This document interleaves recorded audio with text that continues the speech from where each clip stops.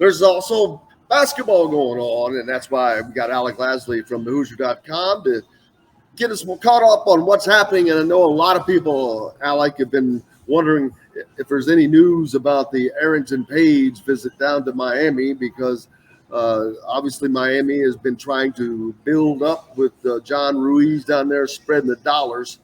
But any news out of that? Yeah, I mean the biggest thing, right? He was supposed to take his visit last weekend, but had to have that rescheduled, which was a quick rescheduling to the beginning of this week. I did take the visit. The visit went well. I mean, it's Miami. It kind of has that sexy appeal.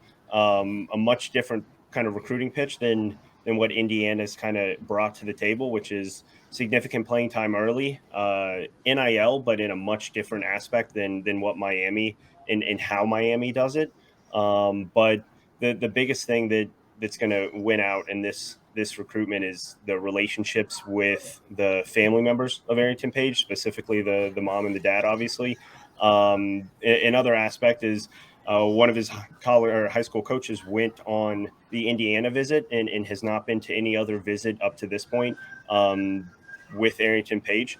And he continues to say how blown away he was with the entire, not just recruiting pitch to Arrinten Page, but to his family. And that's going to be the biggest aspect in this recruitment. Miami it was a good visit. I don't think you can have a bad visit when you go to Miami. But this one is probably not going to lean towards Miami unless this continues to drag on and draw out and go further along than what it is. And in the one aspect, this is a senior year official visit for him. He's taken the other official visits that he had. They were considered junior year official visits. So realistically, if he wanted to take any more, he would only have 4 official visits left for his senior year. The Indiana visit was a junior year official visit before the calendar turned into that senior year. So we'll see what he does. He's not expected to take any other visits. He's told me he's not looking to take any other visits. And this is kind of the core group of Indiana, Miami, Cincinnati, Missouri, and Southern Cal are kind of the main groups of programs that he's looking at, all of which have received an official visit. I think at the end of the day, it does come down to Indiana and potentially Cincinnati. But I don't necessarily think you can count out anyone in the NIL stage. I just don't think that's the route that Arrinten Page is going when it comes to kind of where he checks off the boxes for his recruitment. It's just not one of the highest aspects of what he's looking for. And at the end of the day, if he's still looking for NIL, Indiana has done it just about as well, if not better, than anyone else around the country up to this point. And speaking of NIL, when you say that Miami does it differently than others, I know what you mean, but go into a little bit more explanation of what you're talking about. Yeah, I mean, even a little bit of the same aspect with Kentucky, right? It's just a lot. It's a lot more of quote unquote kind of salary or pay. It's just more so Upfront, throwing. they're more upfront about it. Yeah, exactly, and it's not necessarily the way that a lot of people expected NIL to be used, but when you look at what Indiana's been doing for Hoosiers for Good and some of the other aspects of their NIL, it's much more of a community oriented payment per se, as opposed to kind of just a blank check and basically just trying to pay for that service. And that's the biggest difference. But again, when you look at Indiana and Miami, you shouldn't be surprised at how both of those are kind of running their NIL programs up to this point. Right. And with all of that said, it sounds like that Indiana is still in very good position with Arrinten Page. Yeah, Indiana's been in a great spot. They were one of the first kind of major programs to offer him back in the spring and put basically a full court press on him in the summer. I think it helped a little bit just with him not playing in Peach Jam. Not that a lot of other schools really had him high on the radar, but it kind of shut down any new schools from really coming in and really dragging out this process. Indiana's gone 4 deep to him multiple times throughout the summer. Xavier Johnson was at one of his games as well when the Nike YBL circuit came to Indianapolis earlier this summer. So they've made it known they want him. He knows that they want him. The kind of modernization of how Mike Woodson is bringing the stretch four and the versatile five to his game with Race Thompson and Trace Jackson Davis has been a huge pitch, and it's one that's definitely landed for him. And especially the way that Arrinten Page has become a lot more versatile since the very beginning of the summer. And you talk to his high school coach, you talk to AAU coaches, even Rob Cassidy and Travis Graff, who have done a phenomenal job this summer for the Rivals Network, talking and getting more insight of how Arrinten Page's game has grown. And the biggest thing has been his versatility. And Indiana now has a year of at least showing how versatile these forwards can be on the roster and what Mike Woodson really wants to do with that group. And that's play a lot of pick and roll basketball and utilize a lot of screen and rolls with his big men, which is what Arrinten Page has done a phenomenal job at in high school and on the AAU circuit. What's going on the other sides for Indiana's recruiting? Names Raleigh Burgess comes up. Where are they looking? I know early on some of the names that had come in for visits obviously didn't work out. But what's some of the other names that have either cooled or gotten warm again? Yeah, there's not a lot that have either gotten extremely warm or extremely cold. It's been a very consistent group. Raleigh Burgess being one of those guys, Liam McNeely, who obviously has his official visit set for later this month, who's setting up another one to Texas, but the IU one's the only one he has officially set at this point.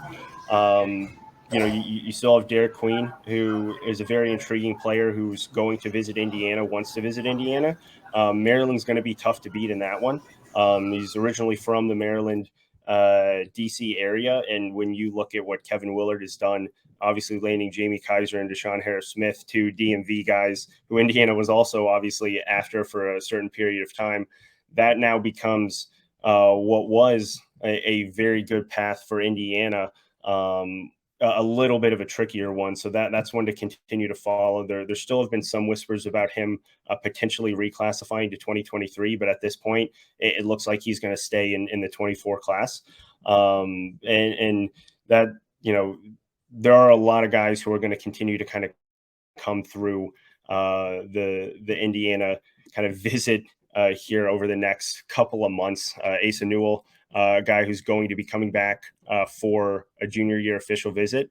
And there are a couple other guys, Jaden Mustaf that we've talked about, Jonathan Powell, continue to be, on the radar, haven't scheduled anything officially.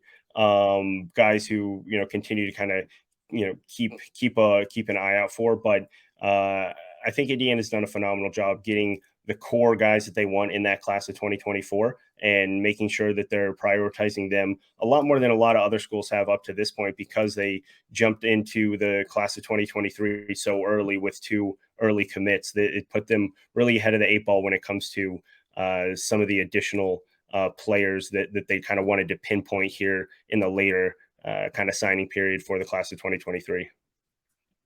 Which I know that makes a lot of people happy to hear that they're in good shape with Arrinten Page and there's other guys out there, because I started to wonder what he has to land some of these guys. Arrinten Page is one of those, if they don't get him, would be kind of a three strikes deal, which it makes you start to wondering about the recruiting a little bit, but it's been so solid.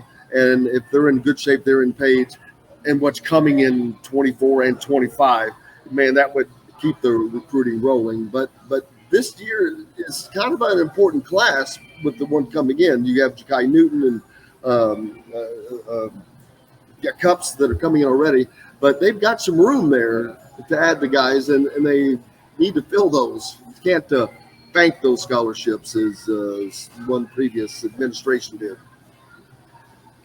Yeah, and they're going to see a huge push for the transfer portal. That's going to be where I think Indiana makes up a lot of this ground that they've kind of, I don't want to say lost this summer, because if you still land Arrington Page, I think it's a very successful class of 2023 up to this point, going into the start of the college basketball season. But the transfer portal is where Indiana is going to kind of get that home run addition for next year. They're going to still have a lot of minutes available, basically up and down that entire roster, and they're going to need some veteran players to be able to come in and play immediately. You look at what they're going to be losing in Miller Kopp, Xavier Johnson, Race Thompson, Trace Jackson Davis. That's a lot to replace for anyone, but especially for Indiana, when those guys have been kind of the backbone of the team for the first 2 years of Mike Woodson's start to the Indiana tenure here. You never know what's going to happen with guys like Jalen Hood-Schifino, Tamar Bates, if they take a huge step up and don't end up coming back after a really, really good season. Malik Renault is obviously going to be there, but you need someone who has played a lot of minutes at the college basketball level to come in and really take this Indiana program to the next step for next year's class. And you're only going to get that through the transfer portal. So that's why when you look at some of the guys that they did lose this summer, most notably, TJ Power and Jamie Kaiser, it definitely stings. But again, if you're able to land Arrington Page and you have a really good core of that three in the class of 2023, it does help a lot and kind of take a little bit of that sting away from missing some of those guys, knowing that you do have the transfer portal and knowing that Indiana is going to be a spot that a lot of guys are going to want to go play at. Just seeing how fun and different the Mike Woodson offense is from the past few years of Indiana offense, and knowing that if you're a point guard or a bigger guard, you're going to have a lot of availability to play. And if you're a big man, you're going to have a lot of different options in that Indiana offense to kind of showcase your versatility. And I think Mike Woodson knows that too. So he's not too worried about pressing for anyone here, even in the spring when it comes to a high school player, which he's been able to land in Tamar Bates and Malik Renault the last 2 years.